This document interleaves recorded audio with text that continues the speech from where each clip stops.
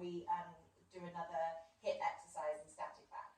So we're going to come to golfer's grip and do our elbow curls. So I'll just show you the macro overview of this exercise first, and then I'll talk you through the bits and pieces.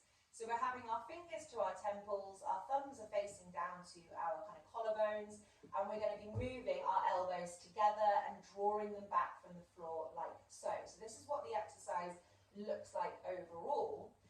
And a really fundamental part of this is what your hands are doing. So golfer's grip is not a fist, and it's definitely not pathetic, weak little hands like so. We're trying to keep straight up until that middle knuckle on our fingers.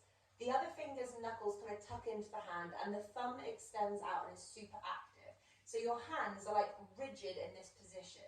There is no floppiness at the fingers, and there's no bending at the wrists. That's really, really important. So initially, get yourself into the position.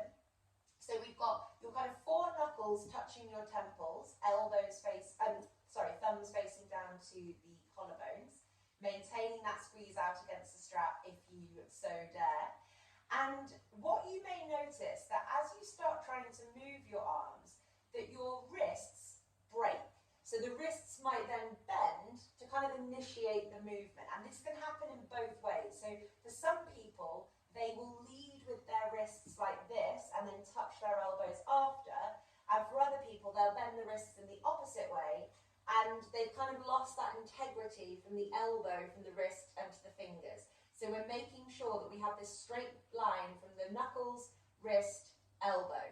And that makes the hinge occur at the shoulder, not at the wrist. So really make sure that the wrists are not moving either way like this. The hands are locked. And if you were a door, the door would be hinging at your shoulders, not at your wrists. We're going to do 15 of these. We're not being competitive about trying to touch the floor, because the more that you try and touch the floor, the more likely you are to flare your rib cage up.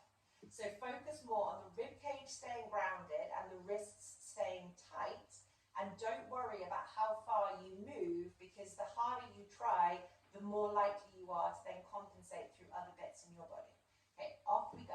1, work at your own pace. I'll do my counting, but you just do you. 2, 3, 4, keep the hands, fingers, thumbs tight. The hinge point occurs at the shoulder, not the wrist. 6, 7, back of the neck stays long. 8, double chin. 9, 10, 11, 12, 13, 14,